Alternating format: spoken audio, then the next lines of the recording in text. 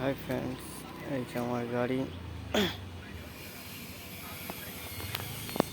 দেখতে পাচ্ছ। কুকুরগুলো বসে আছে গরমের ঠেলা রিল্যাক্সে।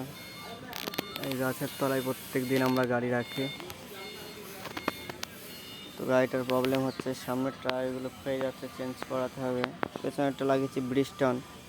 তো ব্রিজস্টোন এই প্রথমবার লাগালাম।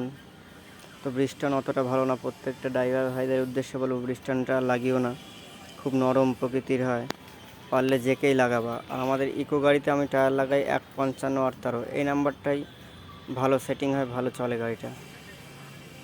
আর গাড়িটা আমি সবসময় ক্লিন রাখি, পরিষ্কার রাখি। ভেতরে ইন্টেরিয়ার দেখতে পাচ্ছ, একদম ক্লিন, নতুন গাড়ি শোরুম থেকে বের করার মতো। নিজেরাও যেমন পরিষ্কার পরিচ্ছন্ন থাকি, তো গাড়িটাও এইভাবে পরিষ্কার রাখা দরকার। প্রত্যেকটাই আমরা সব যত্ন সহকারে থাকে। আর এই যে ঠান্ডার মধ্যে গাড়ি রাখার একটা মজাই আলাদা। তবে খুব সাবধান, এসব গাছ ফাছ অনেক সাপ টাপ থাকতে পারে, সাবধানে রাখতে হয়। সাপ ঢুকে গেলে লাস্টে তোমার পায়ে দিয়ে উপরে মাথায় উঠবে।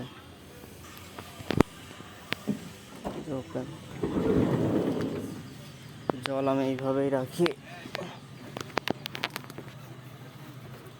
বসে আমি এখানে এই গাছতলায় এসে। এখানটা অনেক ঠান্ডা জায়গা, অন্য জায়গায় এতটা ঠান্ডা নেই।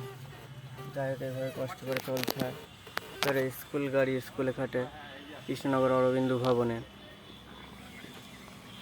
প্রত্যেকটা মানুষ গরমে নাজের হাল। দেখতে পাচ্ছ গাছতলাতেই সব থাকে। আর এই গাছটা বহু পুরনো।